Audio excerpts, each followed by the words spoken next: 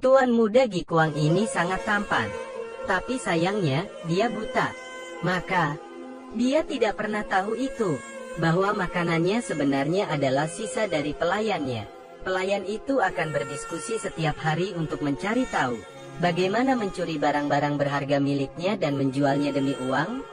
Tapi tak terduga, sejak dia kehilangan penglihatannya, dia juga memperoleh kemampuan pendengaran yang luar biasa. Kedua pelayan wanita ini mengejeknya karena dia tidak dapat melihat, berpikir bagaimana mencuri jam tangan mewahnya. Tapi kata-kata mereka benar-benar didengar olehnya. Jadi dia dengan marah menyeka semua piring ke lantai. Dia segera meminta mereka untuk menyingkirkan dua pelayan itu. Bibinya sangat marah bahwa hanya minggu itu mereka telah memecat puluhan pelayan, dan permintaannya sangat tidak masuk akal.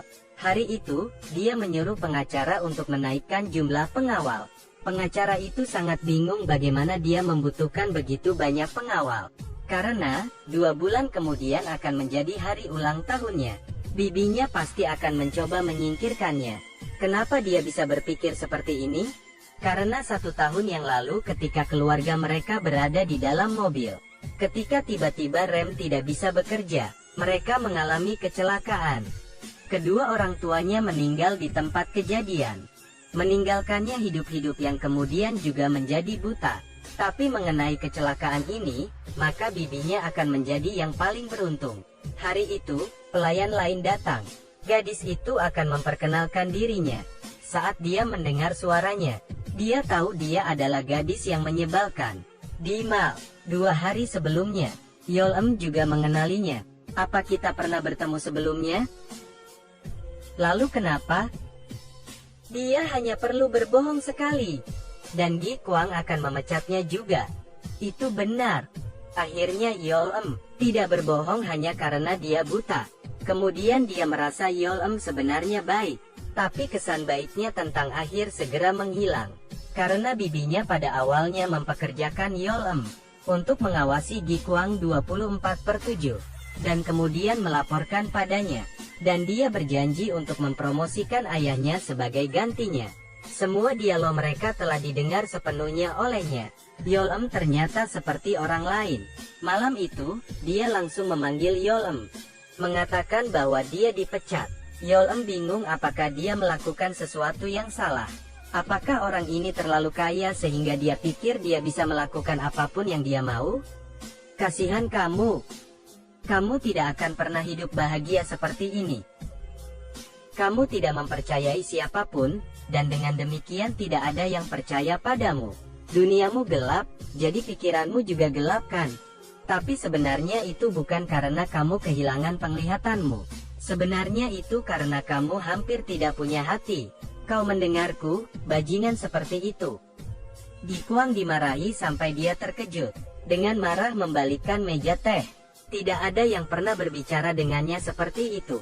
Dia kemudian mendapat telepon dari sekretarisnya. Dia mengatakan bahwa bibinya akan menjual rumah sakit keluarganya hari itu.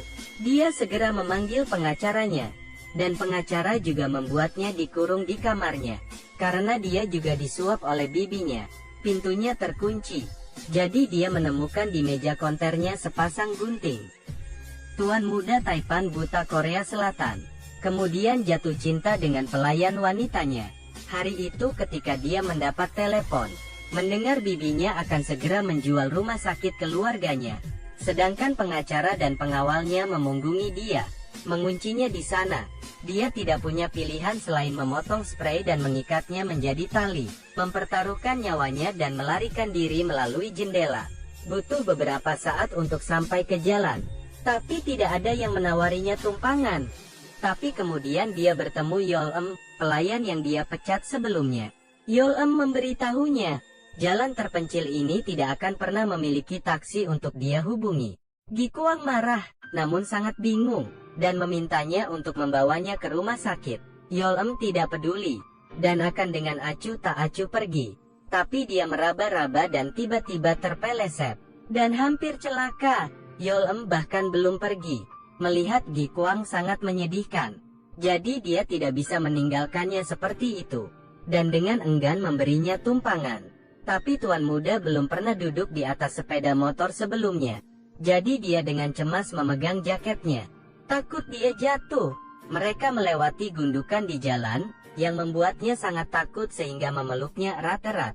Keduanya tiba-tiba menjadi sangat dekat. Dan hati Gi Kuang tiba-tiba berdebar-debar. Di tempat ini, bibinya akan menandatangani kontrak untuk menjual rumah sakit. Saat yang menentukan itu, Yol-em dan Gi Kuang tiba-tiba masuk. Tanpa izin saya, kontrak itu tidak akan efektif. Tidak, maksudku ilegal. Pengacara saya ada di sini kan? Kamu harus mencabut otoritasnya sekarang. Direktur, apakah kita akan mendengarkan anak muda ini? Apakah kamu tidak mendengar? Otoritasnya dirampas. Cara dia berteriak sangat menakutkan, bahwa pembeli akhirnya memutuskan untuk pergi dengan marah. Dia kemudian menanyai bibinya, apakah kamu ingin mengunci saya lagi? Membuat bibinya sangat bingung. Itu pasti salah paham.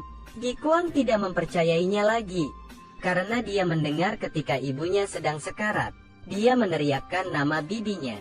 Dia tidak tahu bagaimana itu terjadi.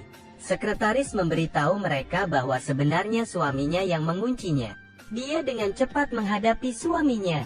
Saat dia berbicara dengan orang misterius di telepon, dia mengatakan bahwa dia mendengar suaminya sendiri membunuh saudara perempuan dan saudara iparnya. Dan taksi mereka tergantung di ambang. Juga karena dia melakukannya, dia melihat istrinya buru-buru datang. Dan kemudian bersumpah bahwa dia pasti tidak akan pernah melakukan itu. Istrinya mengatakan dia akan memulai penyelidikan lain. Dia memang tidak baik, tapi ia bukan pembunuh. Saat itu dia dengan cepat meraih pergelangan tangannya. Dia harus melakukannya dengan cara yang sulit. Gi Kuang hanya perlu dioperasi dan dia bisa melihat semuanya lagi sebenarnya. Tapi ia menyuap direktur rumah sakit untuk menipu dia.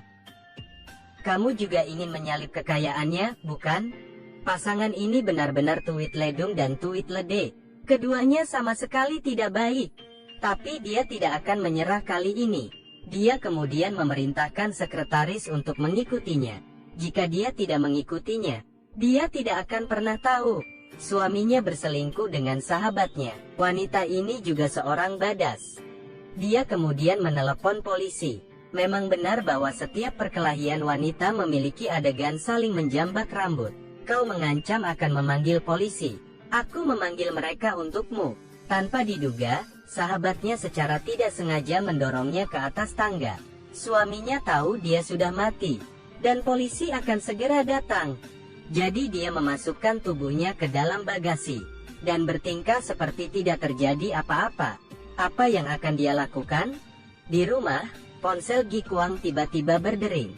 Aku tahu siapa yang membunuh orang tuamu.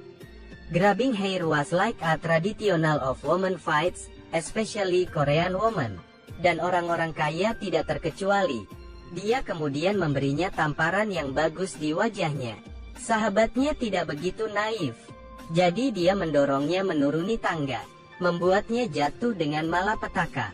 Kebenarannya belum terungkap, tetapi para wanita itu sudah meninggal. Hal-hal menjadi lebih buruk. Jadi mereka berdua harus bertindak seperti domba yang tidak bersalah. Jadi dia menghabiskan 2 miliar won Korean untuk menyuap penjahat dengan catatan ekstrim, untuk menelepon Gi Kuang, mengatakan dia tahu siapa yang membunuh orang tuanya, dan kemudian katakan padanya untuk pergi ke ruang percobaan di rumah sakitnya. Paman mertua itu sangat buruk, bahwa dia ingin menyalahkan kematian istrinya pada Gi Kuang, dan kemudian merebut semua warisan keluarganya, untuk membunuh 2 burung dengan 1 batu.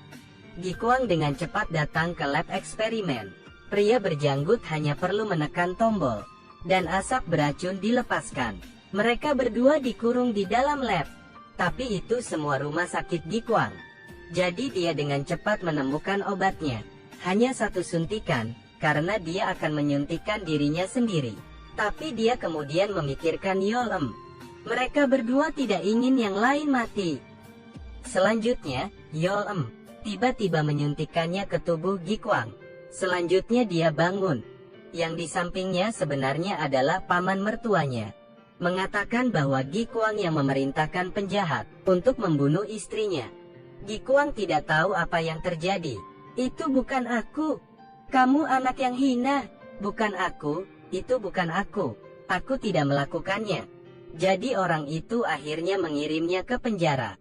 Tapi ini baru permulaan. Karena pria berjanggut yang mencoba membunuh mereka tetap berada di ruangan yang berlawanan. Tujuannya pada awalnya adalah untuk membunuh Gi Kuang di penjara. Tapi Gi Kuang memiliki kemampuan pendengaran yang luar biasa. Jadi dia mendengar semua rencana mereka. Kakak, brengsek. Dia untungnya menghindari kematiannya. Dia buta, tapi tidak bodoh. Karena anak laki-laki yang lemah dianiaya oleh mereka. Dia putus asa. Dia sangat marah sehingga diam-diam memberitahu Gi Kuang bahwa mereka mencoba membunuhnya. Jadi dia harus berhati-hati. Mereka mulai bersatu. Jadi dia kemudian menyuruh Gi Kuang pergi ke toilet, di mana penjahat itu berada. Dia kemudian bergegas ke kamar. Kamu mencoba membunuhku dengan benda ini? Hais, kenapa kamu begitu putus asa bahkan mencoba melakukannya di toilet? Bantu aku, seseorang memanggil penjaga. Rekan satu timnya dengan cepat memanggil penjaga. Siapapun yang melihat ini akan berpikir bahwa orang ini mencoba membunuh Gi Kuang. Dia tidak punya kesempatan untuk menjelaskan, dan kemudian ditembak oleh pistol listrik. Saat dia bangun lagi, dia kemudian melihat Gi Kuang dan terkejut. Beberapa hari kemudian, dia merasa berkedut, batuk terus-menerus, dan berkeringat. Dia kemudian menarik kaki celananya, dan ternyata dia terinfeksi. Jadi dia dengan cepat datang untuk mencari Gi Kuang, karena dia menyuntikkan vaksin. Jadi dia pasti punya cara untuk menyelamatkannya. Gi Kuang berkata bahwa begitu racun masuk, kematiannya berpeluang 100%.